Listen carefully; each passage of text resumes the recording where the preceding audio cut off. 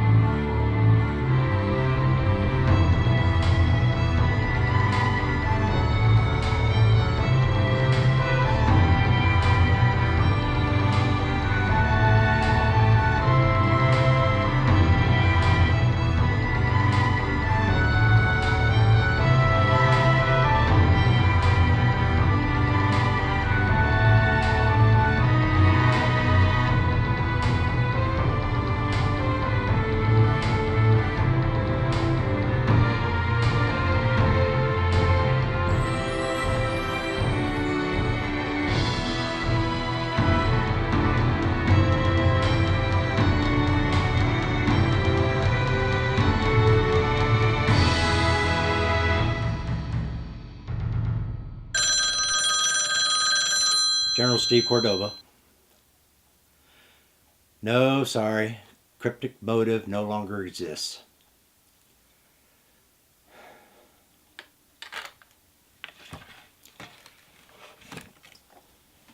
I really like this office. Sup, mages? Me and Dave here again. As you know, there's these little boxes all around Earth now that the Resistance are using for communications. Trouble is, that's kind of how us candle mages communicate as well. So just a little message to you all: stay in your lane, and fuck off.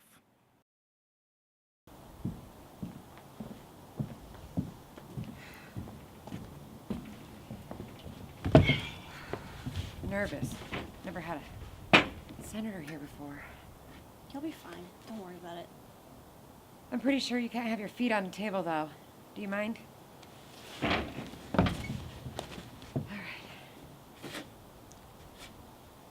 What else do we need?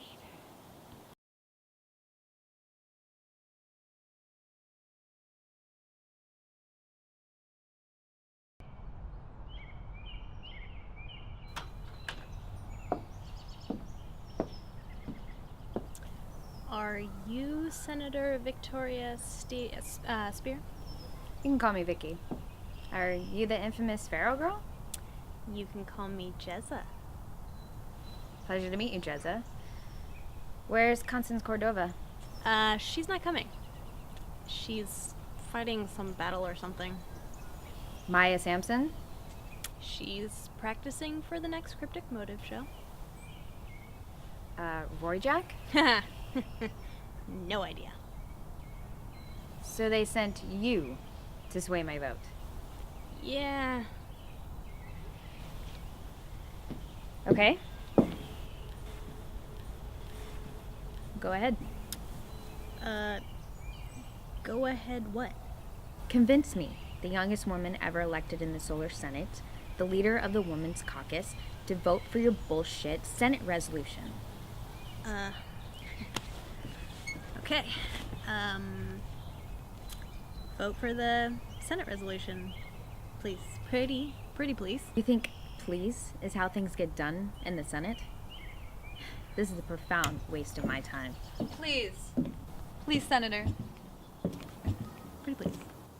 What the hell is this? Listen to what Jezza has to say. You've been missing for an entire year? Did you seriously come back to tell me to listen to this feral girl? Jezza. Senator, wasn't your family killed in the Atlantic War? Yes. My mother and sister were killed by the Atlantic militia. And my father died when I was a child at the Earth-Mars My family Wars. was killed too. How? The planes dropped bombs on our village. They set our house on fire. The Solar Union doesn't bomb innocent civilians. Senator Spear, in the time that I've been missing, as you say, I've seen some things. And I've got to say, it really pisses me off when people like you are so willfully ignorant. Well, where the hell were you? Senator, come with me.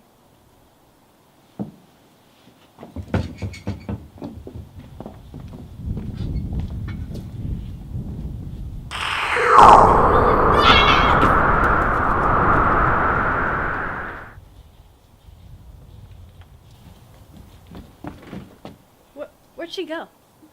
Well, Jezza, she went to many beautiful places, but time is going to be going a lot slower for her. She's going to meet some interesting characters, and she's going to see things that are so beautiful that she is never going to want to come back.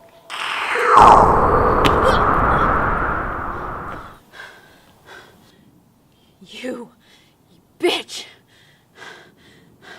Have you guys been waiting here all week for me? No, Senator. We've been waiting all of 30 seconds for you. What you just experienced is something that even I can't explain. But the candle mages call it space bending. The candle mage. Who is the candle mage? He was communicating telepathically. He had a faceless mask. Oh, that's Fog. I had encounters with him too. He helps guide space benders, make sure they don't get lost. I don't understand. I just spent a week on a few different planets that I didn't even know existed. And I had to physically run from airstrikes in the Great Woodlands. What were you guys trying to prove again? That the stakes are bigger than politics. And that the Solar Senate and the Solar Government do indeed bomb indiscriminately in the Great Woodlands.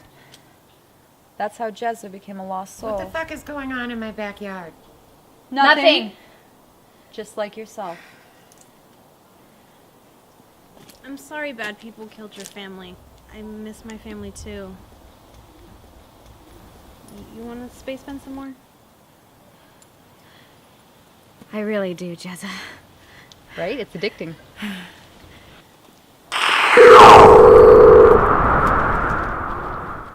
What the fuck?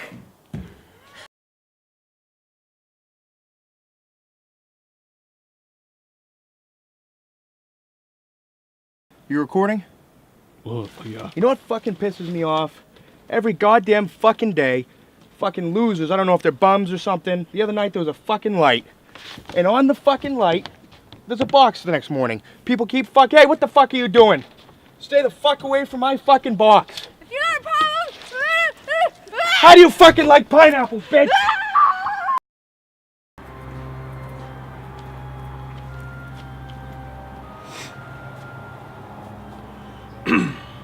Good afternoon.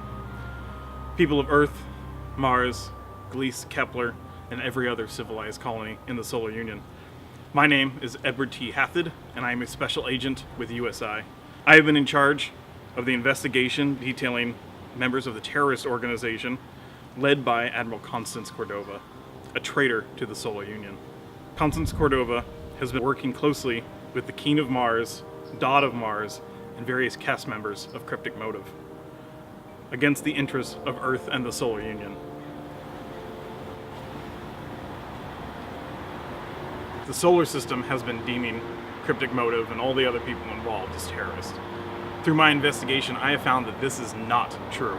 Through everything that I've found about government corruption and all the terrible shit going on behind the scenes. This is not the case. You are being fed propaganda from hate to use the word, but genocide. Over the James Midwinter border, the government has been killing the tree folk by the thousands, if not tens of thousands. They've been able to keep this covered up for far too long. Anyone who speaks out against the government, including me at this point, is going to be deemed a terrorist. Everything that you've heard from the resistance, from Cryptic Motive, it's true. It's absolutely true. I don't know how long I have. The government is... I'm probably going to be dead by the time this reaches the internet, but please, if you're out there and you hear this, spread this around, get the information out.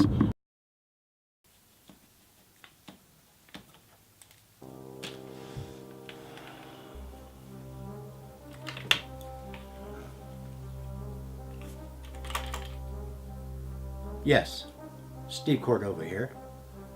Yes, just talked to my daughter.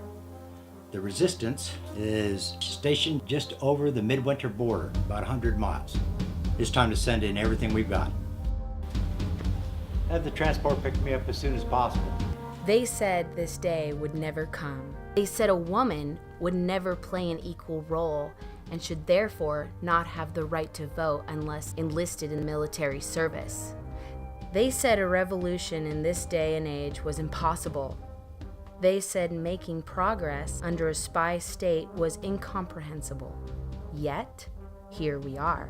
All because a woman who was a revered patriot of the Planetarian Party placed her bets on a theater company in the most diverse state in the Pacific region. My loyalties have always been to Earth. That is why I am a proud defector of my own government. My name is Constance Cordova, and I am fucking gay.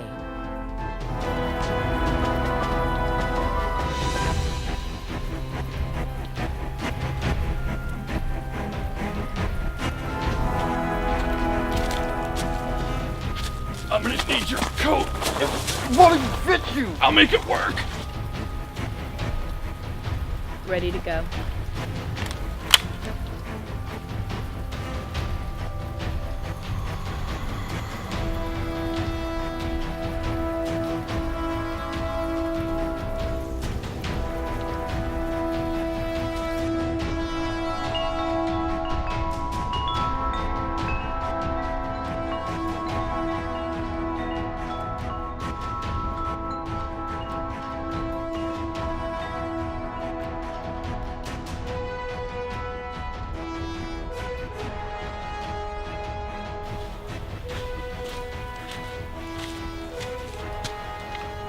Nice to see you back in uniform. Look almost as good as you do. So your father thinks we're 100 miles from here, right? If all goes as planned, this place is yours again. Good to know he's still as deluded as always. All clear. We have our theater back.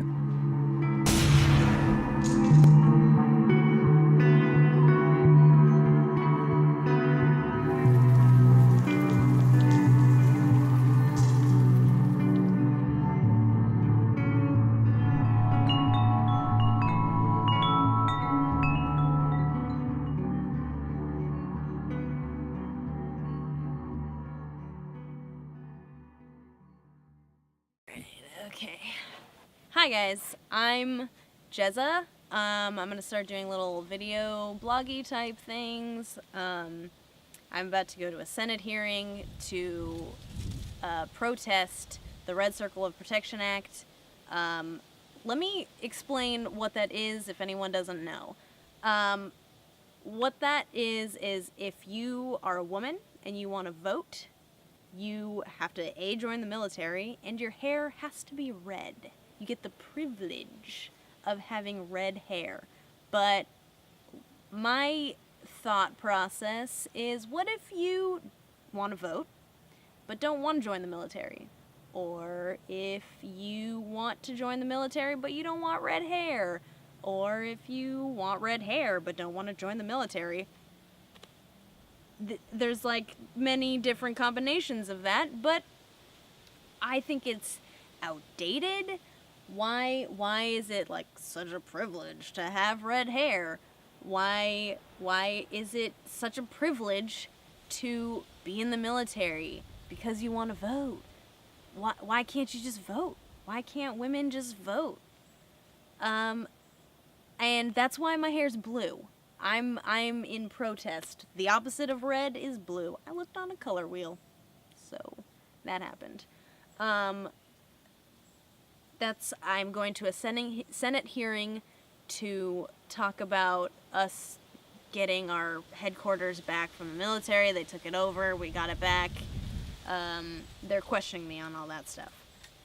So I'm making a statement while I'm there. And that's what this video is about.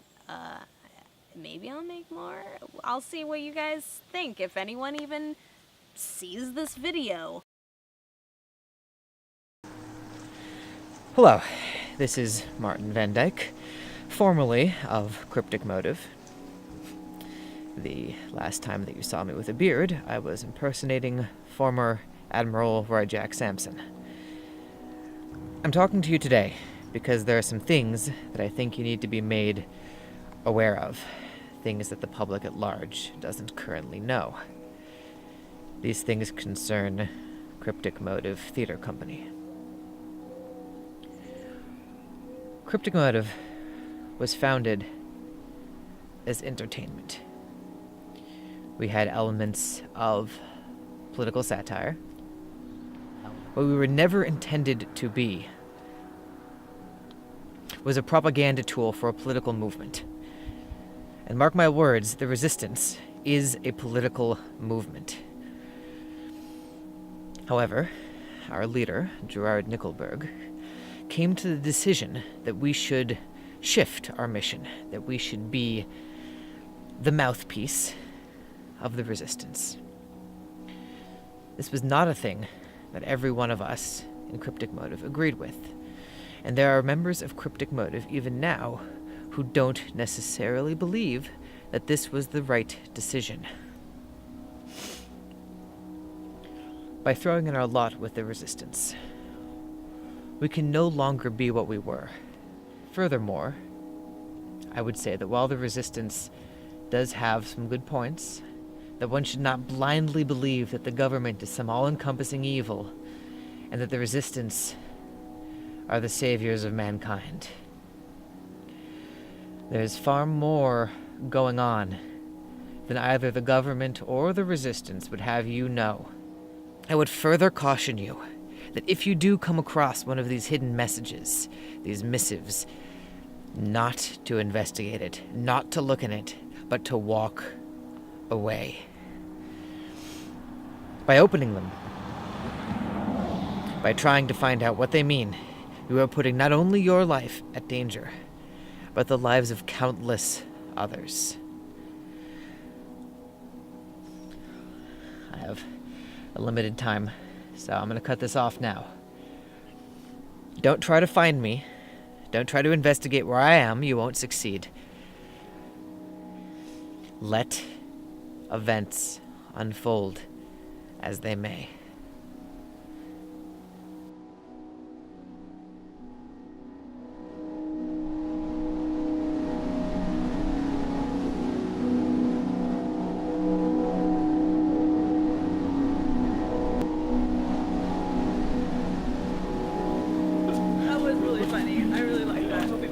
Yeah, me too. Alright, well, let's go get the kids and, Kid. One of them. As in, there's one still alive. This is the third time today that you've done this. It was so embarrassing. Are we not on the same team here? Well, are you going to keep talking about our deceased daughters like they're still here? I would go back in time to find them. I would go to the ends of the solar system to find our children. Of course you would. So would I. What of it? They're gone. Our priority should be with the one living child. The one who has a pulse. Don't do that. Don't make me out to be like a bad mother. That's not fair. That's not what I was doing. Oh. Okay. I think Rowan's safety is probably where our priority should be. We don't need to be deluding ourselves. Saying our children are. We have one child. Whatever. Jezza, let's go.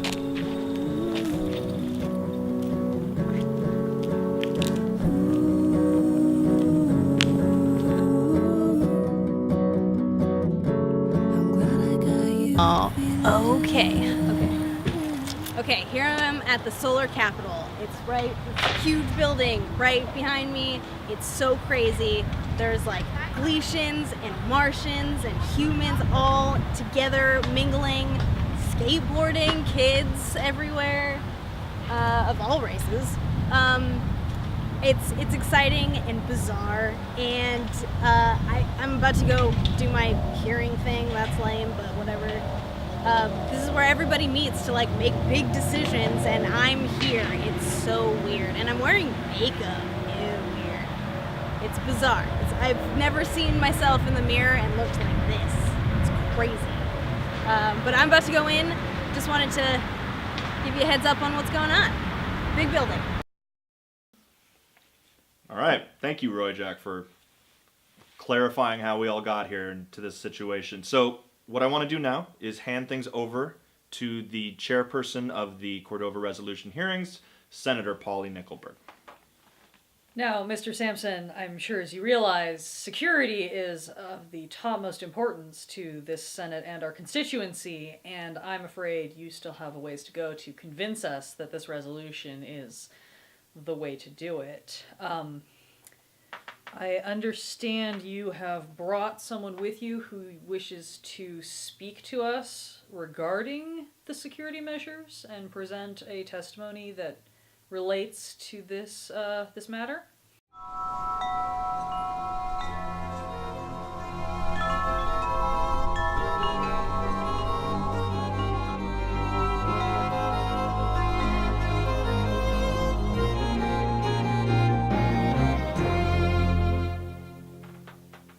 Princess! Hello, everyone. Welcome. Some of my fellow senators had heard stories of your return, but I did not realize they were true. Are you okay? Do you need medical attention before we proceed? I'm fine. I don't need medical attention. All right, well, if I can interject a question then, maybe you could tell us for the record where you've been for the last year. Before I begin, I would like to insist that I not be interrupted by any of you. I would also like to correct, for the record, I've been traveling, and I've been traveling for 4 years. I know that it seems to you all that I've been gone for 1, and I'll go on to clarify that as we continue.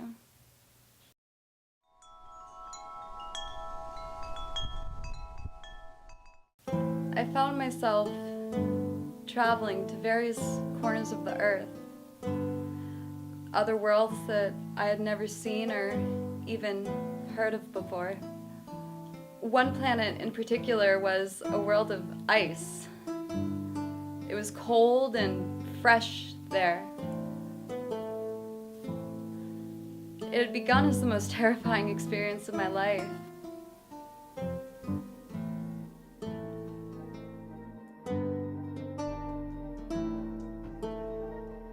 In the end, with time, I found that the things that I saw were absolutely crucial. I began to hear a voice speaking to me.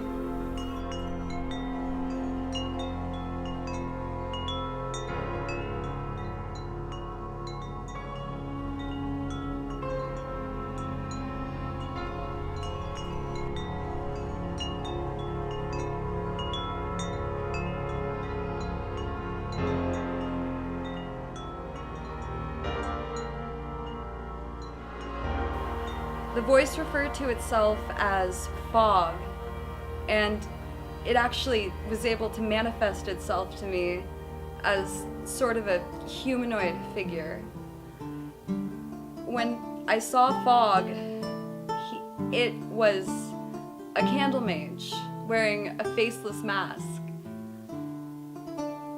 Fog explained to me that time is a concept vastly misunderstood by our species.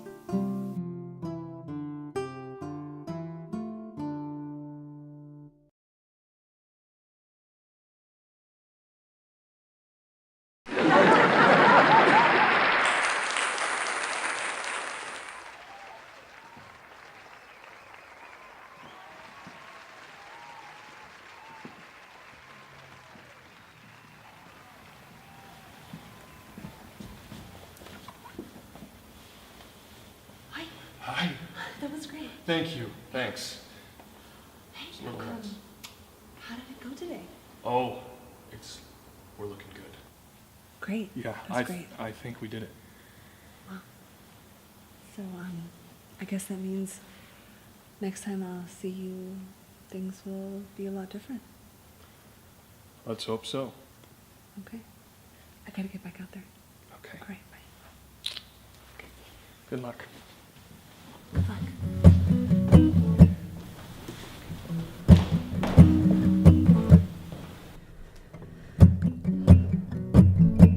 I'm glad I got you feeling. I'm glad I got you mad. Everything you do. So, a time-traveling candle mage abducts a princess and recruits her to fight for the resistance? Is that the summary of what we've all heard here today? That's what I'm hearing, everyone? Okay, so let's say that's the story we're going with. Do you have any evidence to back up your claims? If any of you would also like to experience it for yourself, I have plenty of ammunition for this.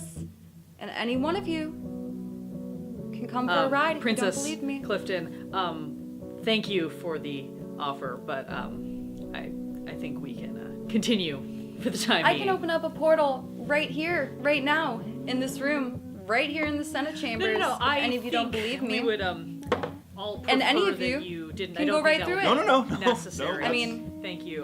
might Senator fuck up the Smear, architecture a little bit, but hey. Necessary, will it? Anyone? Okay, so then let's wrap it up. Let's go to a vote. Right now?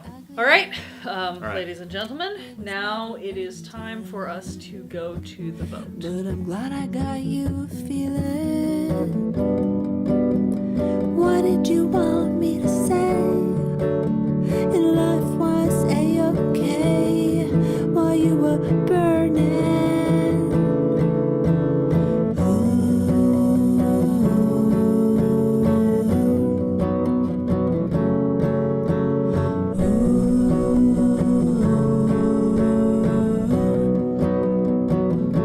I'm glad I got you feeling. All right, everyone, that's it. I mean, I want to thank everyone for their votes today, and it's a great success here. The Cordova resolutions pass. That's pretty much the successful end of the resistance, and that kind of wraps it up, unless there's any crazy storylines we haven't predicted exactly. Tears now reside, fine. Leave me where I stand. Your childish ways won't go as planned. Oh, and what did you want me to say? Your life was okay while you were burning.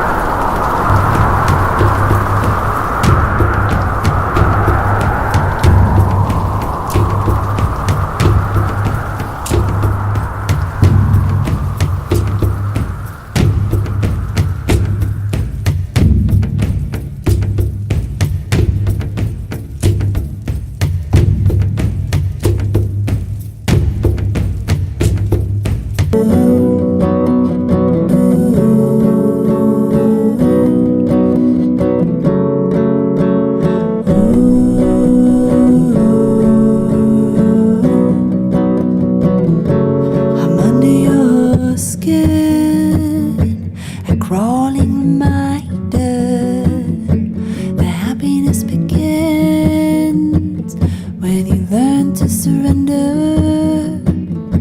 The mirror I present grown words thrown back. The truth is ugly. It was never an attack. But I'm glad I got you feeling